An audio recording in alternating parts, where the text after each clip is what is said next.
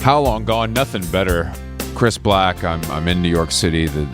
It's on and off. Jason's pissing down a little bit. I got caught out there earlier running some errands, but we're back inside now, ready to fucking pod. Am I right? Miss Erin is back. Yeah, we're ready to pod. I'm also bopping around. Not so wet over here in Cali. It's more sizzling like a fajita platter over at Islands or Chili's. Yeah, I was thinking about fajitas, and I was like, what's the fajitas of now? Like, no, yeah, restaurants don't really serve fajitas like in terms of like the dish where it comes out.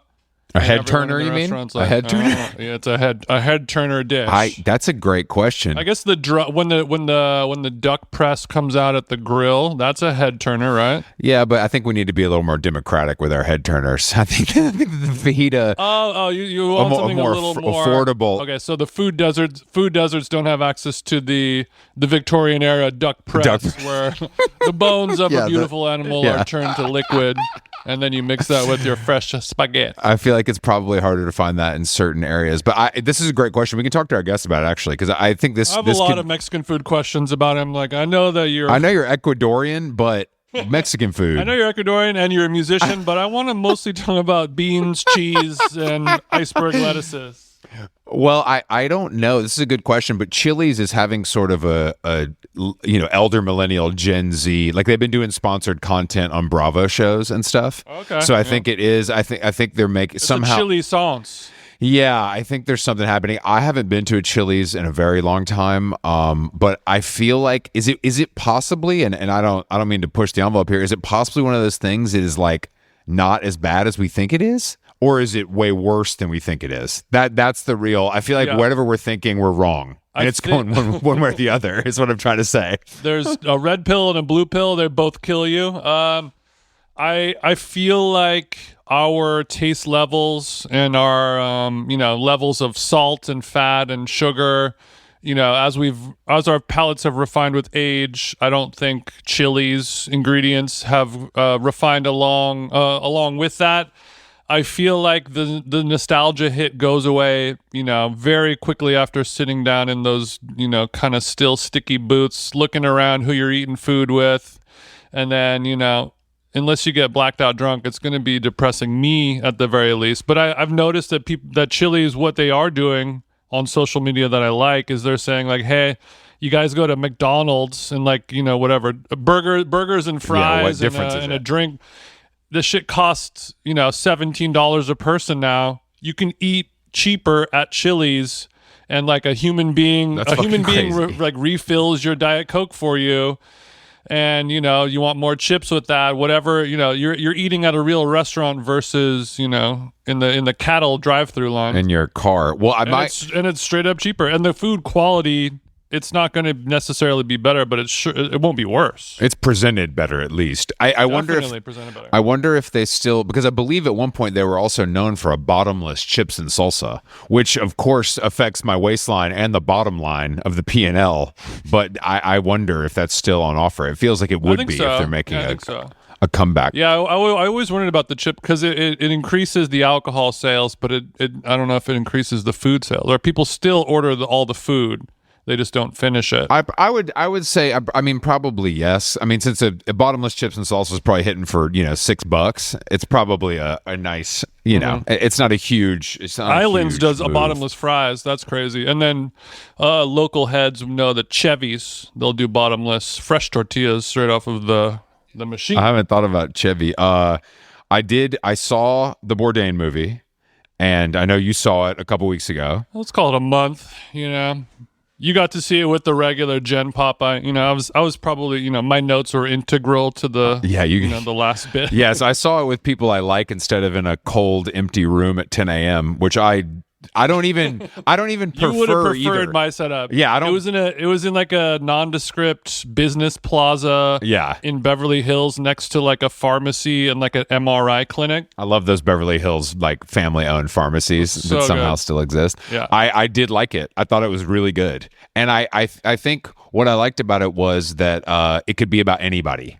And that's what makes it like there's no like the Bourdain part. The Bourdain part is irrelevant. It's just a nice story to watch. Yeah, and I didn't expect that going into it, but that was a pleasant surprise. And the music was very, very good. I thought that was a nice nice touch. The score and whatever the songs they use, but it's also 1 hour and 40 minutes, so something to think about. But my question is, so the Dominique, the star, is it Dominic or Dominique? No, it's Dominic. He Okay.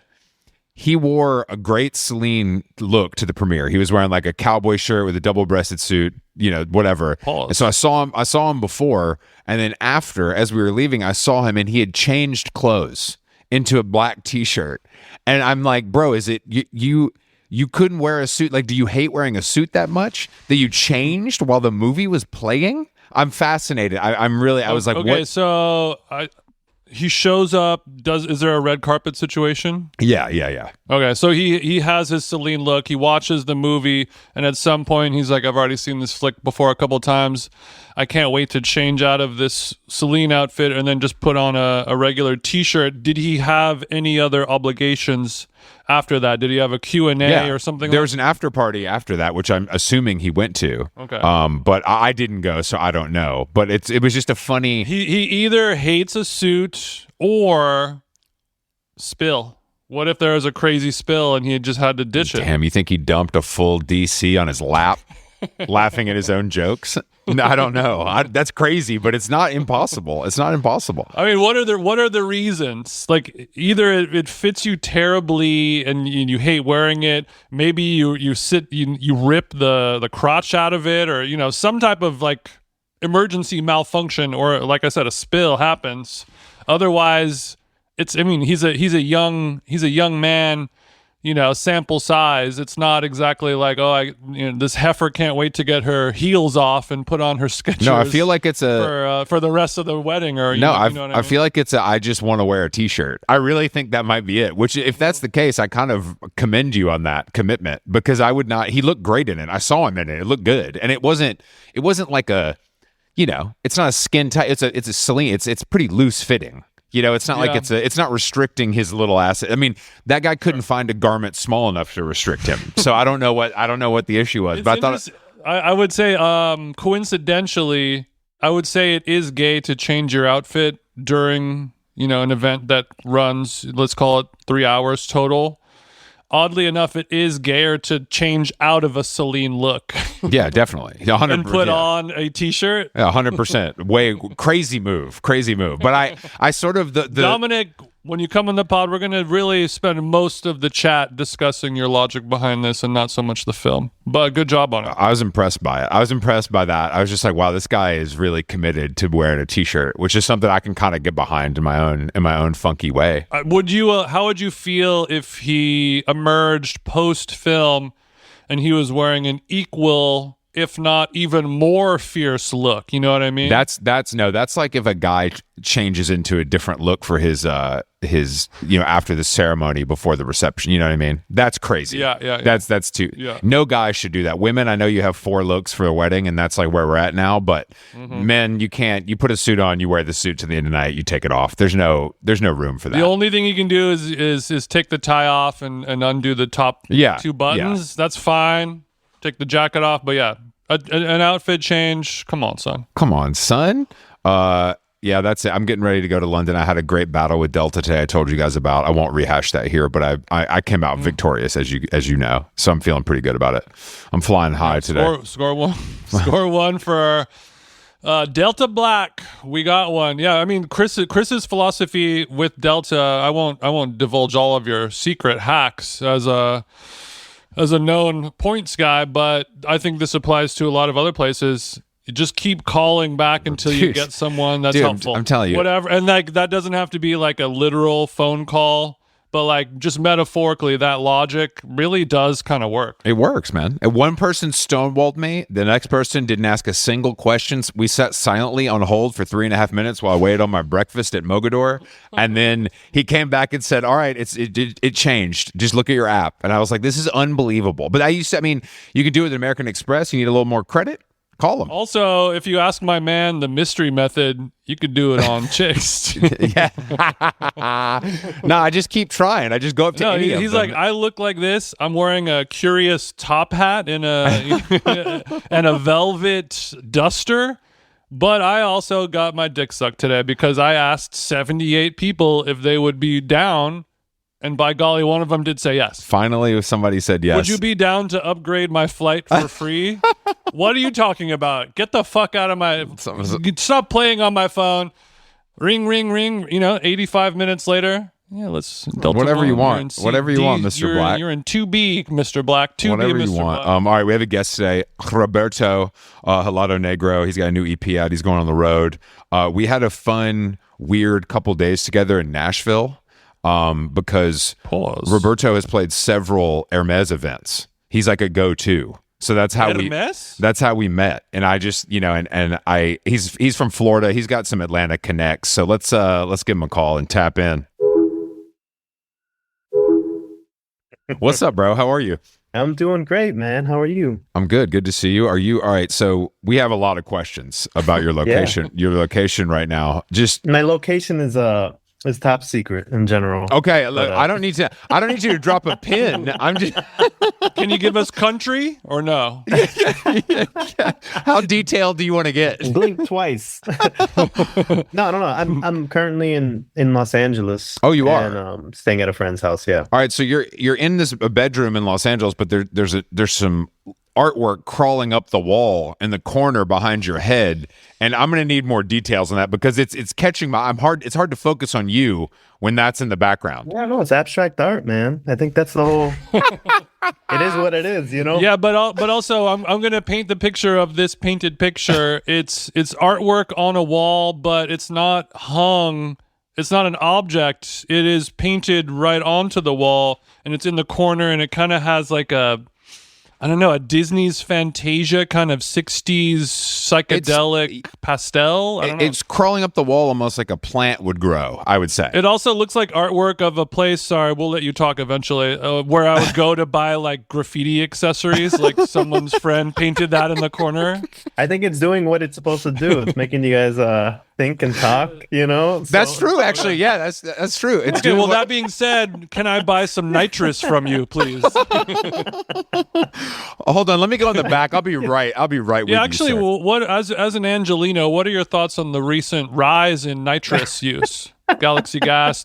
People are shutting down intersections downtown and having NOS parties. I have no opinion or no concept of what's going on. I don't either, Jason. You're gonna go Dr. Fauci on the. You're gonna go Fauci mode on the. I plead the fifth, man. I plead the fifth. Jason, what do you? I mean, I know what NOS is, of course. It's but what do you mean? They're stopping traffic in downtown LA and just popping out? This was last weekend where people will do like takeovers. Sometimes it's like for cars to do donuts. Sometimes it's like 50 to 3,000 kids on electric motorcycle bikes.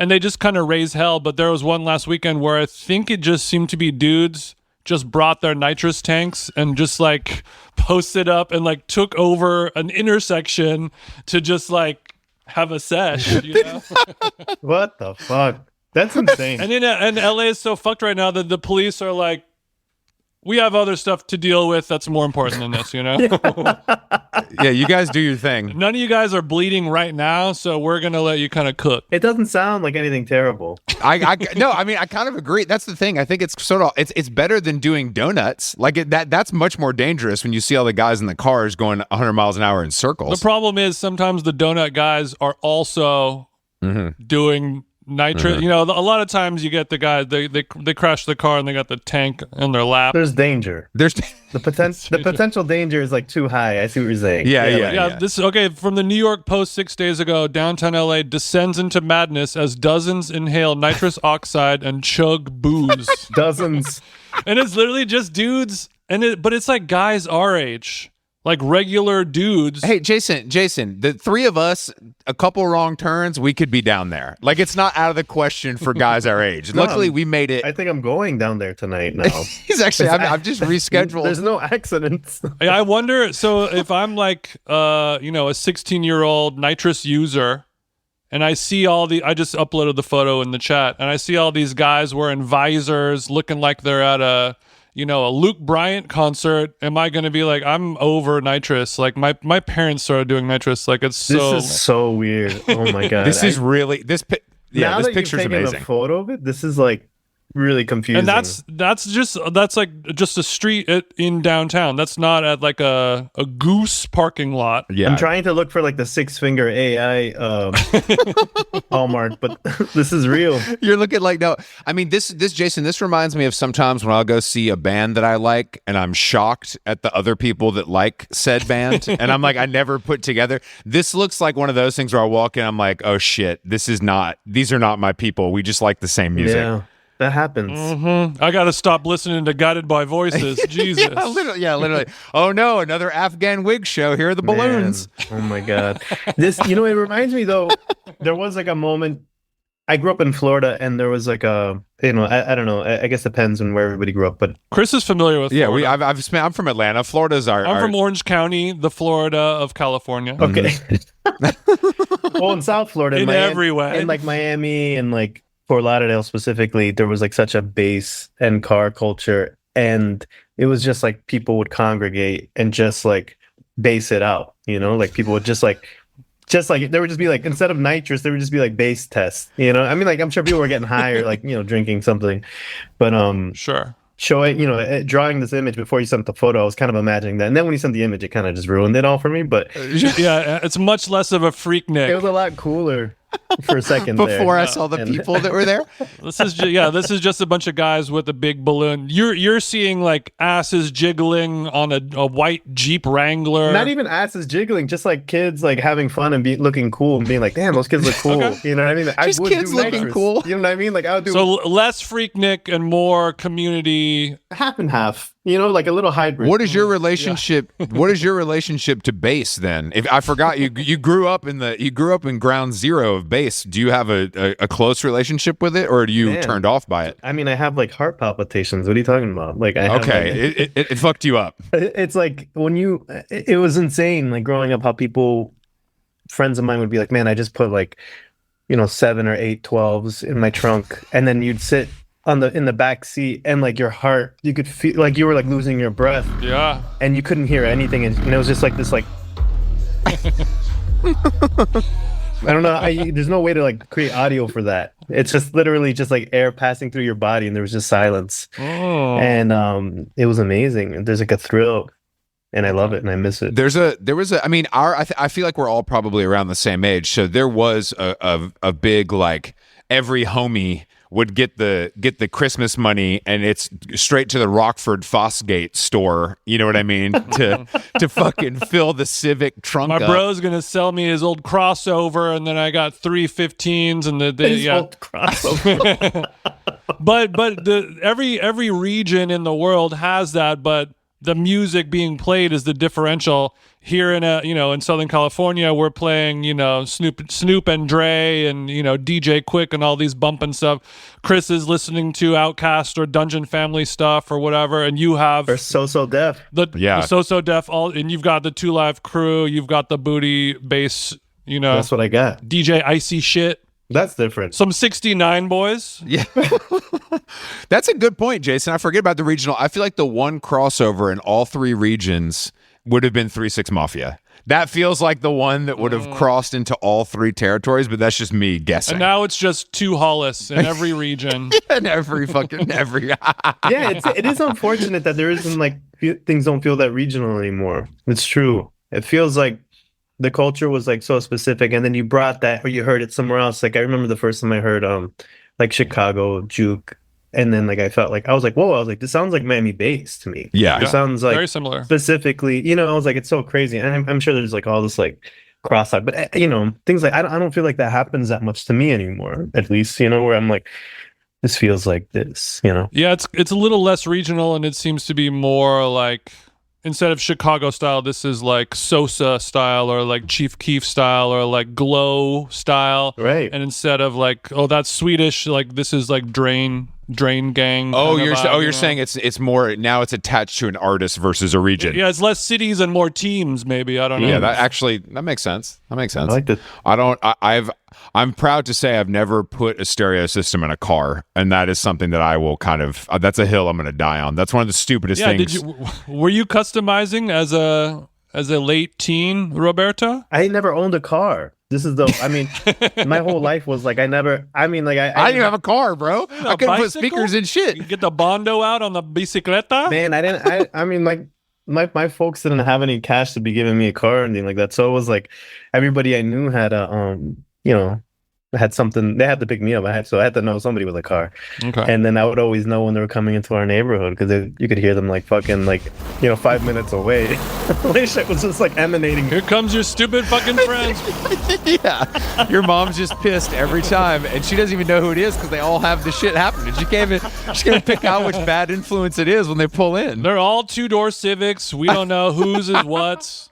Okay, so you're always the passenger princess, but does that mean that you were in charge of the Case Logic CD book? What was your job? Yeah, that's funny you said that. I was filling this thing out for this interview that I'm doing for this website called Discogs. I'm sure everybody knows who buys I'm shit. familiar with the website Discogs. Sure. It's like the Fiend's website, but they're asking like what are your first 5 records or something like that, and I was like, let me just really think about something that's like true to me, like very, very honest, not so like kind of like, oh, these are my deep cuts right now, whatever. And I remember this one story which was like and I was looking it up when it was, and I think it was in 91 was that's when New Jack City came out. Do you guys remember seeing New Jack City? And I love that movie. That movie like just blew my mind. And I remember going to Peaches, that store in Florida. I don't know if it was anywhere else. And it was not. We had Turtles. Okay, so it was Peaches. I know there was Specs. There was Turtles. Like what was in LA? Tower. LA was probably Tower Amoeba. We had Tower Records, Sam Goody, The Warehouse, Licorice Pizza. That's right. The list goes on. And then I went inside and they had the New Jack City like Ice-T single, and I was like, oh shit. And my cousin had an Ice-T tape, so I was like, man, I'm just gonna get that, because he likes Ice-T and it's probably dope and it's New Jack City. It's probably good. The cross section of Ice-T, you're like, take my money. And my godparents, they're Mexican. My family's Ecuadorian, and so Junior, my godfather's son, had just gotten this Impala, right? And he had saved up all this money, and I had saved up money too from like cutting grass and like doing this shit, and so he had just gotten this Impala and put speakers in. And I brought the tape out. It was a maxi single, so it was like 4 edits of the same song, and which is like hilarious, right? And I put that shit in, and I remember his car just like kind of just like rattling and exploding. It was just like just get going insane, and I loved it. And then he ran in, he's like, "Yo, I gotta get one of these too." And it's just like the thought of just like somebody like going in and buying one song, and like it's just like, what year was the Impala though, fool? I don't know.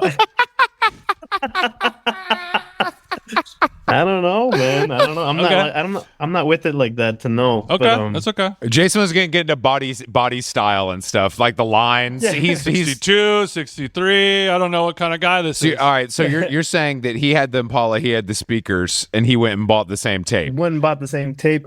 Like the vibe was like, it wasn't even like we could have, like his vibe was like also like someone had drilled holes in the wheel wells to put light bulbs in there for ground effects, It was like some shit I had never seen before or never seen since. But that was the vibe, like that's like ground effects for me were big. That was like always like being like the DJ, thinking about what kind of bass was gonna hit, and bring in like, even just like later on in life, like I was just bringing like weirdo CDs to friends who had like systems, I was like, yo, you gotta check this shit out. You ever heard of Aphex Twin? And then they're like, what is this? I like, that's a good job. You're not paying for gas. You have no responsibility for repairs. You're only in charge of vibe, basically. You're just the bass doctor. Well, as you became a musician, you went a little less into the Aphex Twin booty bass direction, but as like a person with Miami in your blood and this kind of music as your childhood, do you consider how your songs knock in post-production? I think about it, but it's like not just like not just physical anymore, just like, soulful, man. Sure. Okay.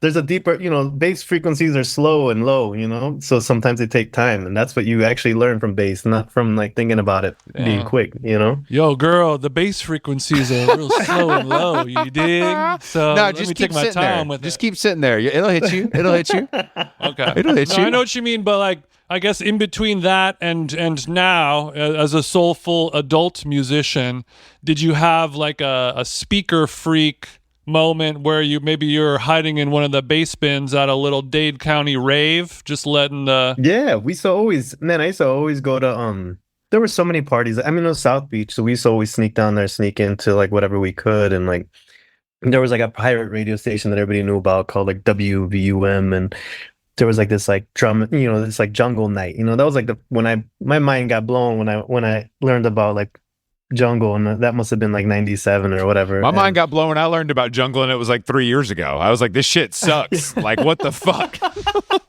Well, not when you're No, there, I know, like, I know. experiencing it as like a 17-year-old, And the cool shit about it was like I was like really into it, and it was cool, and there was like MCs, and I was like, whoa, this is crazy. I'm like, but the actual interesting thing was like then I went upstairs and they had this like the experimental room, and then there was kids playing like weirdo music, and I was like, what is this? I was like, this is so. Damn, so jungle was the main room. Yeah.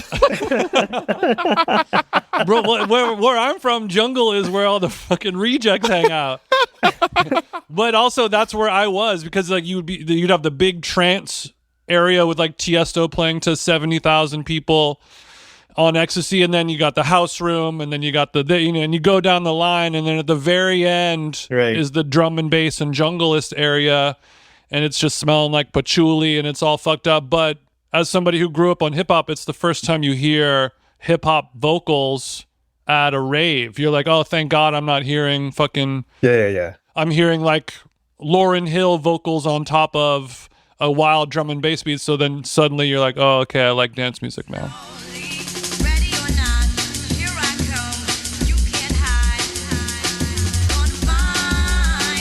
Yeah, no, I love it. Yeah, and Florida was known for me, it was like at the time, like was it breaks were corny. I know a lot of friends of mine like loved breaks. I was not into it at all. Damn, okay, let it spray, bro. Tell him. Do you still think breaks are corny? This is crazy to me. This is like somebody from LA saying like, I don't like tacos. You're like, say what now? No, but there was like, I wasn't really into like DJ Icy and stuff like that. So for me, that wasn't like my thing. I was like very much into like, as soon as like jungle hit my mind, then I was like, I want shit to be even weirder. No, I'm the same way as you. I always was like, breaks is kind of weird. It reminds me of like, I don't know, like when you listen to like all those 90s kind of sampled trip hoppy stuff, and it just sounds like my first drum loop. Yeah. Kind of boom, boom, chop, boom, boom, boom, bam. Yeah. We're getting funky with it. And it always felt so weird. But it's also such a huge part of Miami culture. Like Miami breaks is like, it's in the water over there. So maybe you were ostracized in the junglist area saying like, I want to listen to Square Pusher. I want to score. Score. Are there any more hoes to scare? I'm looking around. Yeah, no, I was definitely, just really kind of like feeling like, how much more can I alienate myself? Mm-hmm. No, I mean, sure. We're the same way. Have you guys seen, there's a guy I keep seeing on Instagram who basically is like a producer, and people send him beats and he reviews them, but he listens to like 5 seconds of the beat. Oh my God. He's like, no, this sucks. Or, he's like, or he'll like Send it a me little a link bit. to that. And then I want to see that. I will. And then he's like, when are you going to start the song? Because it'll be like a loop for 16 and then the drums will come in, and he's just like, what the fuck? But it's really crazy. It feels like it's from like the mid 2000s or something. It's like something about it feels very strange to me. But the beats that people are making and sending in, the varying degrees of quality are shocking. Yeah. Like just shocking. Like some of them sound like I made it and I can't play an instrument, and some of them sound like they're ready to be given to Frank Ocean. Like it's a crazy range. And I just can't believe, because all the tools are available to the same, you know what I mean? Like all the tools are available to the same people. And it's just shocking how, the degree of same thing as a paintbrush, my friend. No, totally. You know what I mean? Totally, but I feel like because it's like a computer. The MPC is my paintbrush. I've heard you that. Feel me? Roberto's feeling. I know he's about to say the same shit. No, I'm not. Bro, hell no. I don't. Well, I've seen these videos, and it has like a real, because I feel like people have a desire to have like a drill instructor like bark things at them, like they're like, whatever is going on isn't working, so I need somebody to like berate me, and that's what I need to propel my beat making. It just feels like that. It also just feels like that era of rap music is like over, kind of.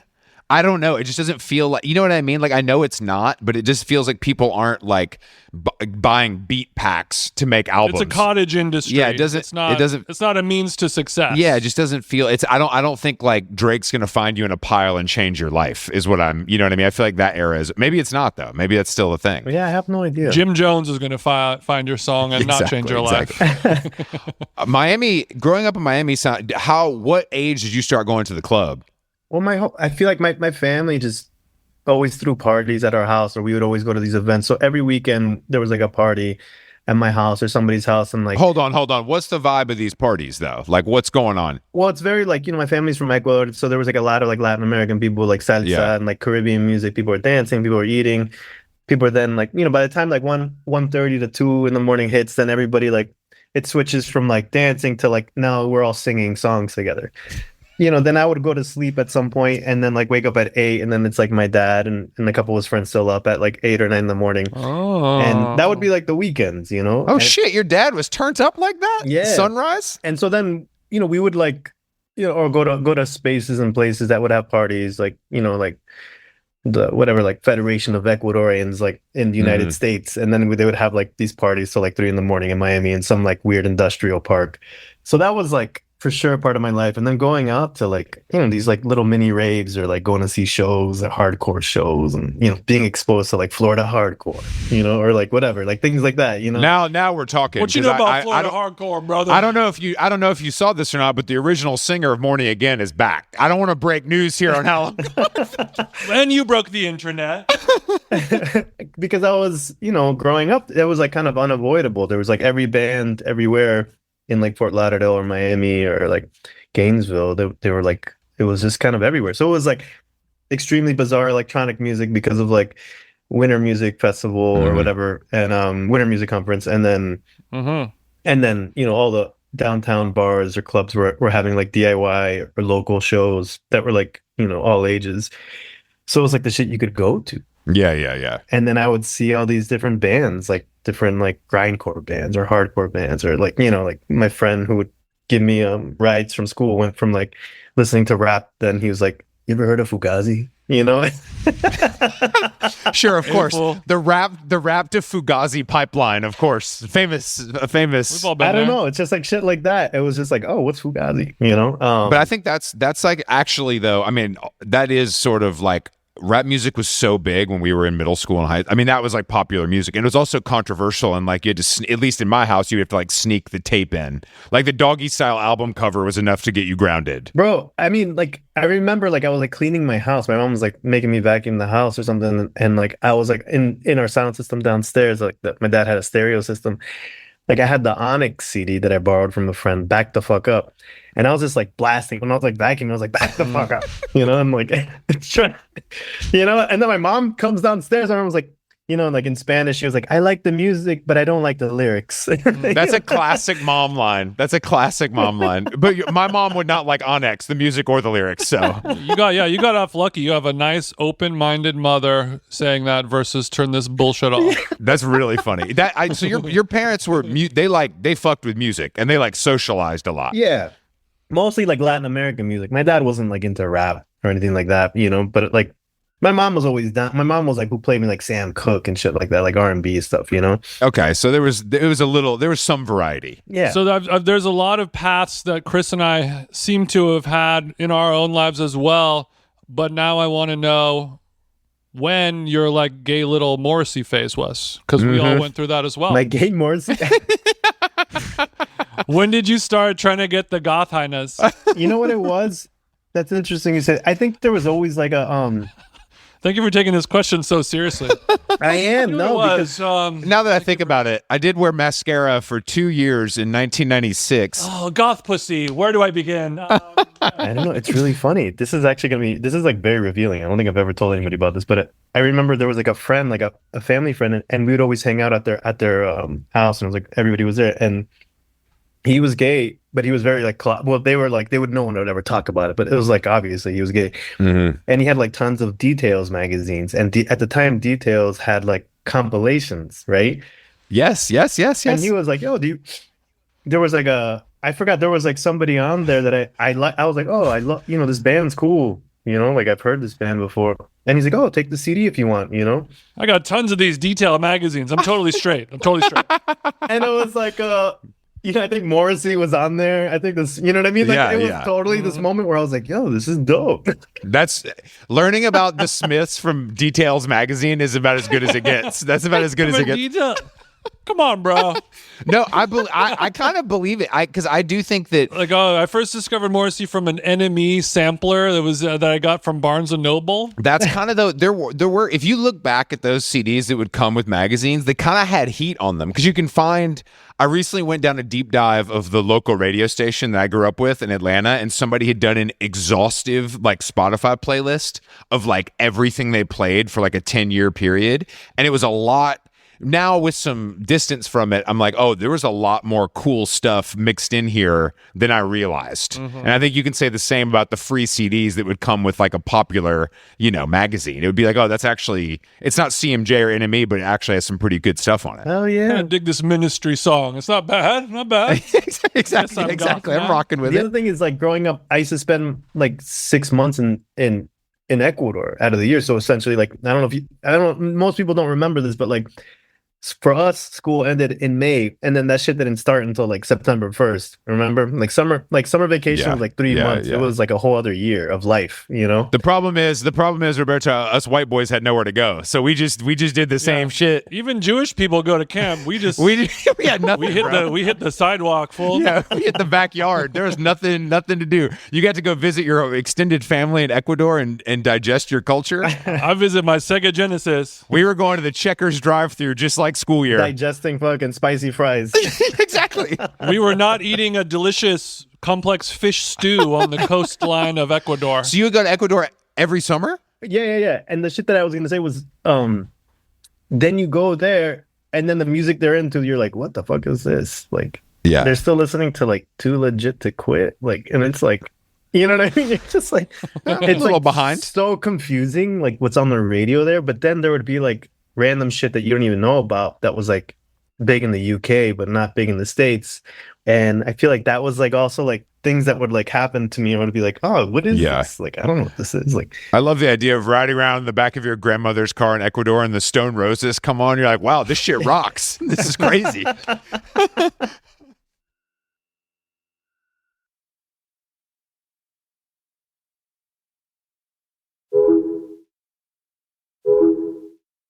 It's definitely, from what it sounds like now, it's definitely like a little hardcore in Ecuador right now. It feels like a little more, there's like a lot of shit happening that was never happening there before in terms of violence and stuff like that. So like, yeah, it just felt, for me, it was just fun. I was like, got a chance to hang out with my first big concert was there. My first big like stadium concert. I went to go see Shakira, and like, it was like insane. It was like so amazing. Like, bro, who took you to see Shakira?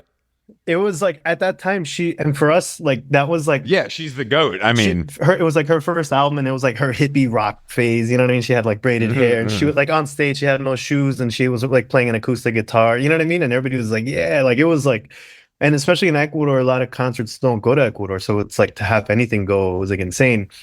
And imagine, I don't know how big the stadium was, like maybe like 20,000 people. And there's like, everyone's just like pressed up against you, and you're trying to like walk in, and you're just like swaying like this. And I remember I was like, my arms were trapped, and I must have been like, it must have been 16. My arms were trapped, and like my two cousins, these two girls were like in front of me, and we're just like kind of like holding on to each other. And some like kid, probably like my age, is like right here next to me that I don't know. And like, we're all sweating, and then he like looks at me, and he like wipes his sweat on my shirt. And I was like, what the fuck? And I couldn't like move my arms. I was like stuck. I was like, damn, dude, that's fucked up, man. I was just like, you just wiped your sweat on my shirt. I couldn't do nothing about this if I wanted to. I'm fucking all trapped. You can do is wipe your brow on his shirt as an act of defense. Eye for an eye. It was insane. But this was back in the day when, like, if that happened now, it would be front page news. You know, unsafe concert going conditions, and one person had to, get carried out because whatever. And back then, you couldn't move your arms with 30,000 other people, and everyone was probably so happy. It was insane. It was great. I loved it. Nobody gave a fuck because fucking Shakira is playing. It was exactly awesome. As a first experience, I thought it was cool. That is cool. I mean, We joke on because we went to see Oasis in London at Wembley. God damn. We joke all the time. Like it's the happiest. I've never seen that many people that happy, and it sounds like what you're describing at seeing Shakira in Ecuador. It's like church. Shakira in Ecuador. Like people were just Peru. The mood was it's like good. Like it was just an unbelievable sort of like, if you fall down, I'll help you up, which in today's world is so rare that it was strange. The ticket was probably like fucking $10. You know? Yeah. Easily $10. Easily. And now $10. you can't see Shakira unless you're a American Express Platinum card member. Oh, Shakira, she's doing a show, but it's exclusively for Chase Sapphire Reserve members. So I don't know if you're going to be able to. Okay, well, speaking of big money, Chris said that you guys met at a Hermès the reveal event. Yeah, and I was thinking about this earlier about how everyone it's such a good, as an artist, to have a good relationship with a brand to kind of, keep the trains running, keep the bills paid, and to be connected to a brand like Hermès, like you kind of made it, that's at the top. It's just us, right? Like what?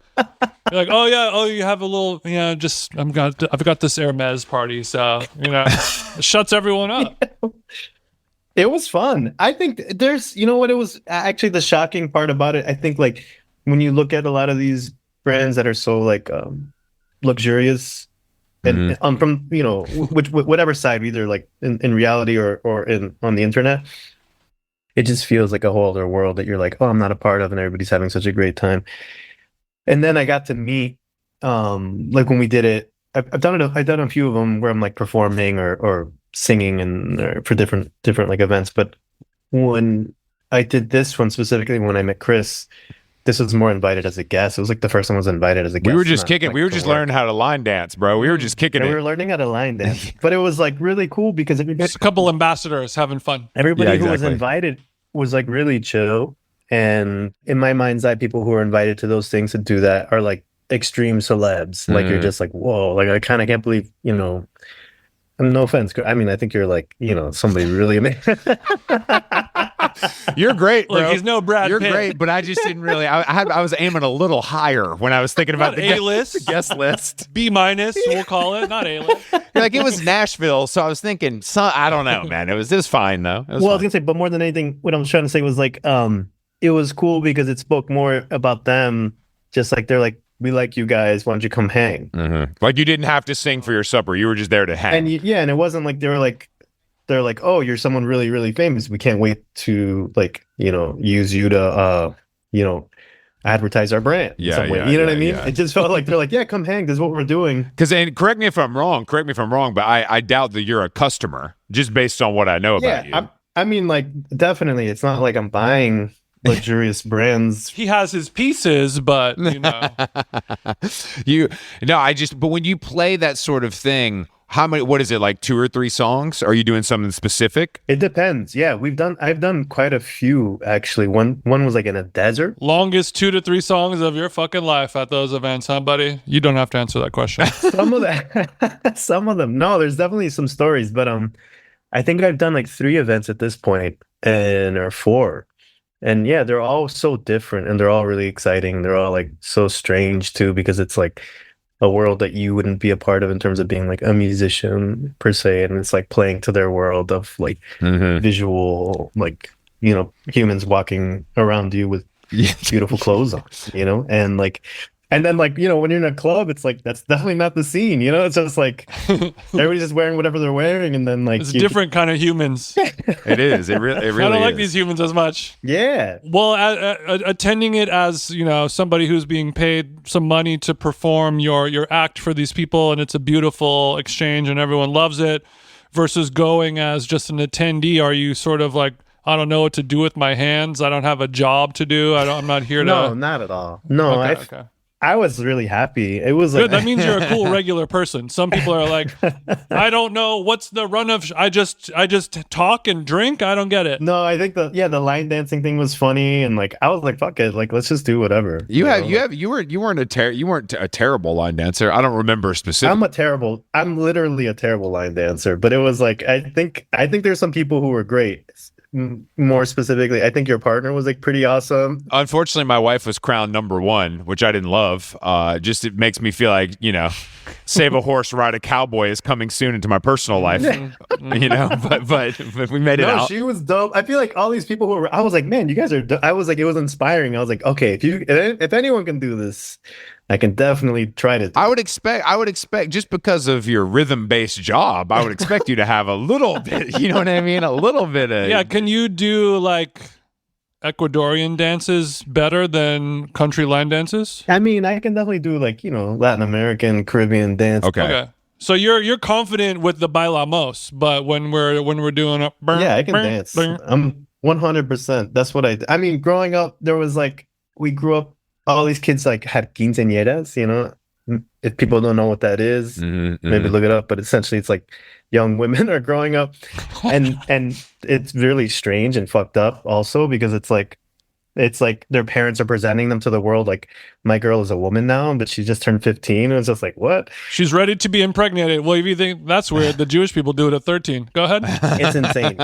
And to me, it's insane because like not only that, but there's like a lot of people take out loans, and it's like a way to kind of show like, oh, I didn't think about that. It's like you're stunting for the neighborhood. So you're exactly like a bar mitzvah, pretty much. Yeah, and you essentially spend all this money, and then I would be part of like so many of them. They would hire choreographers, and we would learn like this like multi-tiered like dance sequence where we're like doing salsa into a waltz, into a merengue, into like this other, like a bachata, and then like there's costuming, and I did like multiple ones of these, and it was like insane. And to me, it's just like looking back, I'm like, this is so insane how like much was invested, and now I'm like, man, I know where you live. Like, should you be taking a loan out for this? It's like I grow. You know what I mean? Like, yo, big dog, this ain't worth it. Let me just tell you right now. It's the pressure. We got to show out to the neighborhood. Yeah. So so you're saying that you guys would a choreographer be hired for, so basically there'd be a performance and you would be in it. Exactly. And there's a lot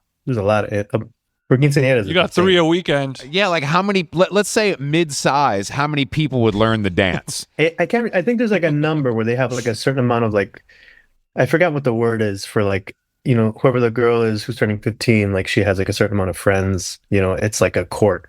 So then there's like, oh, it's like bridesmaid type situation. Yeah. Okay. So it's not, and there has to be fellas to match. Exactly. That's like the whole thing. But there's a whole choreography presentation. Then they announce you. They like say my name, like my full name, and then they say my parents' name, and then they say the girl that I'm escorting out, and then they say her parents' name, and then you come out, and then you do like a little dance, and then like you go into this like line, and then like this whole it was always like this whole thing. It was insane. Weird. And at the end, you have to consummate your love in a back room. And now everybody, kiss. That's a lot of pressure for a 15. I mean, I don't know. That seems like. Also, I guess though, in your culture. In any culture but mine, dancing is like it sort of comes a little more naturally, I would say. Whereas they force me and mine to dance, it's gonna look like a bloodbath out there. This old dog's fighting. No one's hitting the steps. No one's hitting their marks. That's for fucking sure. I mean, I need until I discovered alcohol, I did not dance in public ever. Really, I didn't go to any school dances. I wasn't a dancey guy. But I go have a adios motherfucker and a half, and you put on some aha, take on me in the club, and watch them go. Watch me go. Mm-hmm. Watch them go. Jason, you're a fun dancer because you're just I can tell you're just letting loose. You know what I mean? You've turned your brain off. You're letting the body lead, and I think that's the key to great dancing. Don't think, do, Chris. Yeah, I know. That's that slow wave arriving, and it arrived. You see? Yeah, you're right. No, you're right. You turned that slow wave on when you were like 15, 16, that bass music, and now that shit is like coming through, man. It's coming through. Also, is Ecuador connected to the Galapagos Islands?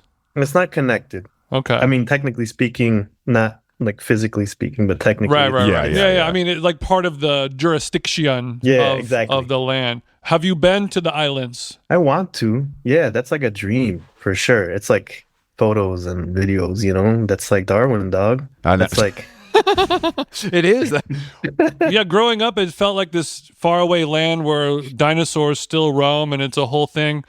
And it's not that far. It's like I mean, couple hours south of Mexico, right? yeah, I don't know how many hours it is from Ecuador, like actual proper, but it's yeah, let's go. How do we book this? How do we turn this episode into a fundraiser for our trip to Galapagos? Don't worry, we'll find a way. Well, yeah, if this was Zane Lowe, you'd be performing on the island right now, but sorry. We'd be in the cafe you grew up in with your grandmother. Tell me about this iguana over here. I want to see some fucking lizards. How often do you go back now? Obviously a little less, so I would assume. More frequently now. It's for performances. I was there a couple years ago in Quito, but my family's from the coast. I'm from Guayaquil. So, yeah, I've been just going to perform more than anything, but it's been dope. It's like, it's always just like so fascinating to be able to go down there because it's like, you know, our sense of like what happens in the world is like the United States in terms of like music, for me at least, you know, or for people in the music industry. It's just like you can tour, you can play shows wherever you want. But then when you go to South America, it's just like, it's not easy. You forget about the distances. It's not like you're like, okay, it's not like I'm playing Cleveland tonight, then Indianapolis tomorrow. It's like, you're like, I'm playing Lima, Peru, and then I got to wait 2 days, and then I got to fly to Chile, and then I'm going to play in Chile the day after that. And then after that, I got to wait 3 days to go to Sao Paulo. You know what I mean? It's like, yeah, it's a production, and it's not necessarily a money maker. It's more something that you do for the love. Yeah. Compared to other places, I'm assuming. Yeah, you got to scale your mind differently of like what to expect, like on that level. But it's like audience wise, it's like insane. It's like people, because there isn't like that frequency, you're experiencing something like I was talking about, like that Shakira moment, or even just like anything you did when you were younger, where it was just like it felt like regionally there wasn't things happening there until something did happen, and you're like, damn, this is crazy, this is happening here, you know. So people are psyched. Yeah, so I think that's like kind of like the perspective that I have whenever I go down there. It's just like such a like truly being sincere, like privileged to be and the honor to go, because it's like, fuck man, like this, it ain't cheap. You know, the flights are like insane. And when I was little, when we used to fly, I was telling somebody about this, like back in the day, the flights would leave Miami, I don't know, like at like 8 o'clock or 9 o'clock at night. It's like a 3-hour flight, but you would fly over the Andes, first of all. So it was like, you know, like if you were to look out the windows and it was day, they probably did it at night on purpose. Because I think if you were to look out of the windows during the day, you're like, oh, that shit's like 50 feet away, you know? Yeah, like where are we going? So you're threading the needle between the Andes mountains. Right. And then like we're in Star Wars. Man, they would serve, I remember this, they would serve liver on the plane. And I was like, you know, it was like liver with something else. And I remember like my parents they're like, you should eat this. And I'm like, because I think it's like this perception of like liver being this like kind of like fancier food, you know? It's like a delicacy in some respects or whatever. I don't know. That shit sucks. You said I ain't eating that fucking bullshit. Liver on a plane? Plane liver? The plane's like shaking up and down and the lights are flickering, you know? And then there's like liver right in front of you on like a silver platter, you know? You're just like, what the fuck? If I die with liver on my fucking tray table, I'm gonna be upset. That's not a last meal anyone deserves. Okay, so when you go down there, how much of like the hometown hero are you, or are you just kind of like a regular whatever? Like, or like does life change when you touch down in Ecuador? It's not like crazy or anything, but I think the shows are really fun. People were like really responsive. It's really special. Yeah, I think there's like a sense of pride. I think growing up, there wasn't like a lot of Ecuadorians like I could think of. I mean, like maybe you guys can't really think of the famous Ecuadorians on the radio, but there was like one, maybe two. And one of them was growing up when we were younger was Gerardo Rico Suave. You remember that shit? Of course. Oh, wow. Okay. Rico Suave. And then the other one is Christina Aguilera. And insanely enough is I don't know why he was born there. I'm curious. Is Mike Judd who did Beavis and Butthead? That's one of the craest Mount Rushmores I've ever heard. Mike Judge, Rico Suave, and Christina Aguilera. What a trio! That's honestly a twisted little group there. That's awesome. I didn't know Mike Judge was Ecuadorian. Wow. That might be some like missionary shit for him or something. I don't know. Yeah, Judge is not giving much, I would say, as far as flavor goes. Okay, so when Christina Aguilera came out, it was going crazy over there. I'm sure. I don't know. But yeah. It was different era for me. I I was like in my like experimental mindset, you know. I wasn't like Yeah, you're not fucking with that. You're not fucking with that loser shit. That's pop shit. But you're on tour. You're on tour kind of all the time. I mean, you tour a lot. yeah. I have this new project with my friend Fabi. She has this group called Helado Tropical, and then we just like got together, merged the name, so it's now Helado Tropical. And so now we're on tour Together. Yeah, this whole year, the whole rest of the year. We're starting like this month, going into like November, just like going everywhere in the US and then doing one show in Mexico, and then that's it. Okay, so far. Are you both playing your own stuff and the collaborative stuff? Is that the idea, or is it just the collaborative stuff? Yeah, it's the album that we made, and then we're gonna kind of like process our worlds, our individual worlds into each other and see what happens. Okay. Yo, girl, I'm trying to process my world with your individual world. Damn, it sounds like, I don't know when the tour starts, but it sounds like you got some work to do based on that response. Are you guys playing just like straight up shows in a venue, or because I feel like the music and the album, you know, I want to hear it in other settings than just like an 800 cap square box concert venue. Like I want daytime wine festival. Tell me where we should book our tour, please. Bro, help me out. Could you please book me the rest of our tour? Yeah, okay, I will, but I want you guys to be playing a lot of like orange wine festivals and Ojai kind of vibe, you know. He's like, fine by me. Yeah, tell him to call us up. I want you by the playa. Where are you living? Yeah. Where are you living now? I used to live in Asheville, North Carolina, but I moved and I'm kind of just like hopping around, not living anywhere. Oh, so okay, so you're on your nomadic lifestyle tip. That's some Asheville shit right there. Ask anyone who's from Asheville where they're staying right now. I'm from Asheville, but I'm kind of Wow. Why did you around. Why did you land in Asheville? What was the draw besides Mellow Mushroom? Yeah, right. No, we were living in New York for a long time, and then my wife and I, and then COVID. Gotta be yeah, COVID. it was like post-COVID world, and we were just like, let's just see what this feels like. And I think we were into the idea of like being in the mountains and being in the woods and kind of just like slowly kind of convincing ourselves every day, like, this is good, right? Yeah, this is good. Between the two of you, who said we have to leave first? Between the two of us? Who finally gave in? I think we were both, it was like a long conversation of like, just trying to convince each other. And then I think when we did it, I think what we realized after moving was like, we're such city creatures. That's just like what we love. As much as like anybody loves like the outdoor nature and quiet, you know, like who from the city doesn't love outdoor nature and quiet? But who from the city? Me, but I'm a rare one. So that's different. You know, I'm not saying like for 4 years. I'm just saying like, you know, like a weekend. Yeah, sure. Don't live in the Amazonian rainforest for 18 months. You're like, you don't have to move there. That's what I realized is I could just go for a weekend. I didn't have to move there. J-Tree for 48 hours. I think that's the realization that it's like, yeah, man, I miss, you know, we miss like kind of like doing that. So I think being nomadic right now has been nice because it's like, I you know, in the past, I never really asked a lot from friends. I mean, back in the day, I think when I first started touring, I was like sleeping in the weirdest of situations, like anyone who, you know, first starts touring should, you know, sleep in the worst of places. And then, Of course. and then you're like, shit, I can afford a hotel. And you're like, fuck it, I'm paying for a hotel every night now. And I think that, you know, became like such a great thing. But now it's been kind of interesting to be like, you know, lots of friends are like, yo, I'm out of town for the summer. Yeah. I'm like, cool. Yeah, when you're in your 40s, staying at your friend's house is a lot different yeah. than when you're in your 20s. I got some friends whose houses I would love to stay at. You know what I mean? A few of them, they've done quite well for themselves. Yeah, of course. Yeah, I mean, and like imagine being like on tour at like 22 and they're like, yeah, you can crash, but like just pay the cleaning fee and we're totally good, you know? Just $150 for that. It's just $150 for the cleaning fee. If you could just kind of use the keypad to sign out when you leave. Nothing in the wine fridge on the top 3 shelves, but otherwise whatever you want. That's really well. Okay, so now that you've been nomadic for a little while, though, are you feeling? Is there somewhere you think you want to land? Damn. Like, is there a place that is calling out to you, maybe that you could put your roots down? Nowhere really.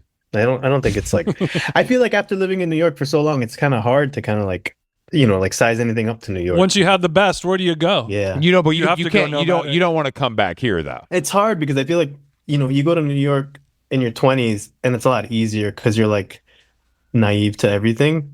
And then now, like, Yeah. you know, if I'm going to go back at my age, all the possible outcomes of everything just like immediately like, Rolodex in front of me. And I'm like, oh, should I even be doing this right now? Like, no, I'm just gonna go back to the hotel and go to sleep. You know what I mean? Like, I think it's just like, I think it's that more than anything. So I think it's like just seeing which thing makes the most sense right now, How much stuff do we have? That's a really good question. That's been like kind of like the big, that was the big thing where it was like we moved all this shit into like a storage unit, but then I just sold it. I sold my stuff. I was like, you know what? I don't need all the studio equipment. I sold all of my studio stuff, literally everything. And that's been like illuminating because I was like, man, a lot of my friends have studios. So I was like, yo, let me rent your studio for like a week. And I'd rather do that than have a bunch of like gear in a storage unit infinitely, And so I've been doing that and just like, a lot of that gear's always broken too.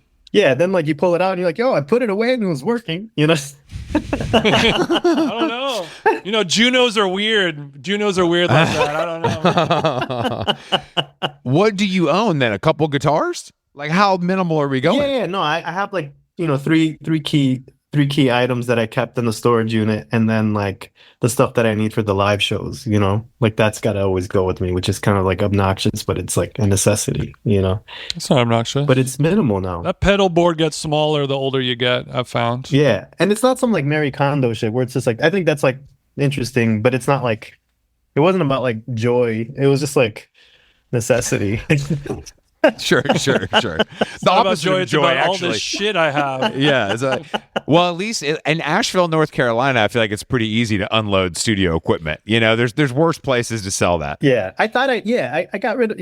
Coincidentally, a lot of my friends from New York bought all my shit. So. Oh shit! All right, you didn't have to. Most of my shit. This is inspiring because I'm constantly told in my life that I need to get rid of all my shit, and I'm like, it's not shit, sweetheart. It's things that I hold near and dear to my heart that have nothing to do with making me money. Yeah. At least, I mean, you got rid of stuff that directly relates to your income. So that's even more powerful, I would say. Yeah, and I think that's the thing that what I was saying was like a lot of times, like a lot of my friends like spend all this money on their studio and they like maintain it and they like upkeep all their instruments, like their Juno and whatever else, and everything works. And I'm like, damn, my shit barely ever works or kind of works, and so I might as well like spend my cash here and just like have fun and know I'll get a lot done, in this specific amount of time than like those things that have been sitting there for like 3 years that like I don't even use. Yeah. It also, you're right. It like forces you to work harder for the week. For sure. Yeah. It's like all these limitations and all these guardrails kind of like create this path to being like, I have something, and it's been fun, man. That's what I've been doing. So I have like all these collaborative projects coming out. And it's kind of insane, just like all these projects with different people. And that's like, some of it's like top secret, but there's some crazy shit happening. Are they like the homies, or are these people that are just like, I fuck with you, like, let's get in the studio together? A little bit of both. A little bit of both. Yeah.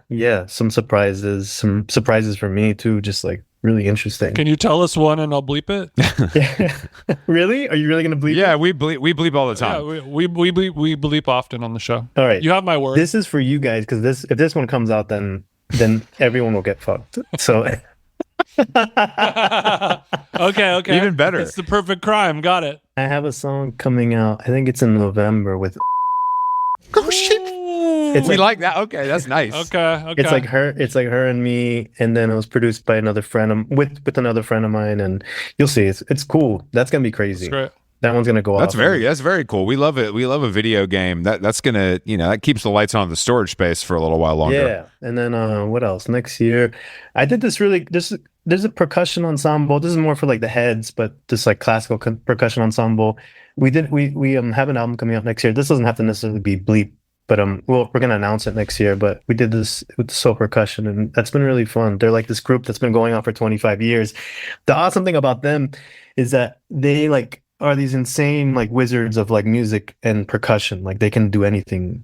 It's just like I was in the room with them. I was like, man, let's just do something like this, and they're talking in like, insane musical language with each other. Like, okay, I think he's everything he's doing is 5/8, so we'll do it on a 6-bar loop, and then we'll just go back on every other 6 bars. And I'm like, wait, what are you saying? They're like, I'm like, do I sing here? And they're like, no.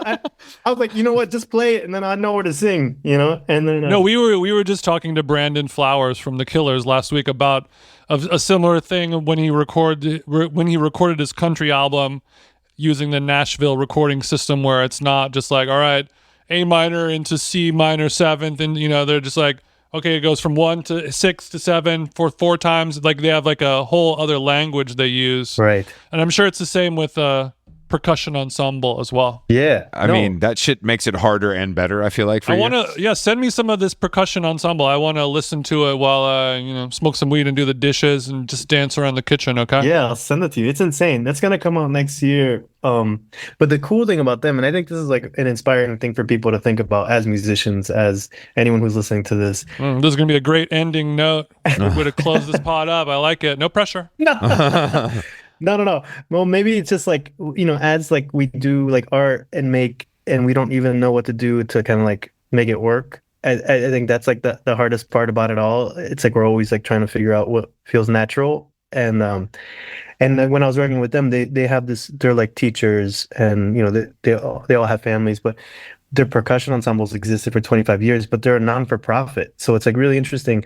They've existed on this like grant-based system. So they create these like whole That's crazy. You can't get paid doing that shit even if you wanted to, so you might as well. And so then they've done historically they've been part of all of Steve Reich's stuff. They did an album with Matmos. They've done like albums for like What? They always perform at Carnegie, but then they're like doing these weirdo things with me, and then they have this like small like Brooklyn loft space where they'll open it up to a lot of like younger percussionists to do like weird stuff there. And I was like, man, what a cool model that no one really thinks. I mean, like it's difficult to obviously get like a non-for-profit or think about yourself, but like think about different music ways think about different ways to exist in music is like hard, because like all you see is the things you see on like the internet or whatever your phone. Yeah. These guys are like, we don't need to do it like Sabrina Carpenter. We have our own plan, and it's working just fine. So it's been cool. That's They're pretty insane. They truly have mastered it by learning how to do it, doing it, and then teaching it lastly to other people and opening it up to carry on forever. That's true mastery of it. And I'm sure Chris and I will teach people how to podcast as we get older. I can't wait to open the How Long Gone School for podcasting. And you're going to teach people how to connect a pedal to an analog synth and get a really good tone out of it. We all have a cross to bear. We all have to pass down our knowledge that we've Just do the job is all I ask of you two. just ask you to do the job. All right, Roberto, thank you for joining us. It's a pleasure. Helado Tropical is out everywhere to stream. Yeah, it's out everywhere, and every single Helado Negro is out everywhere, and more to come. Todos helados. All right, cool, man. We appreciate it, dude. Good to see you, man. Thank you, have a good weekend. Yeah, man. Talk soon. This is wonderful.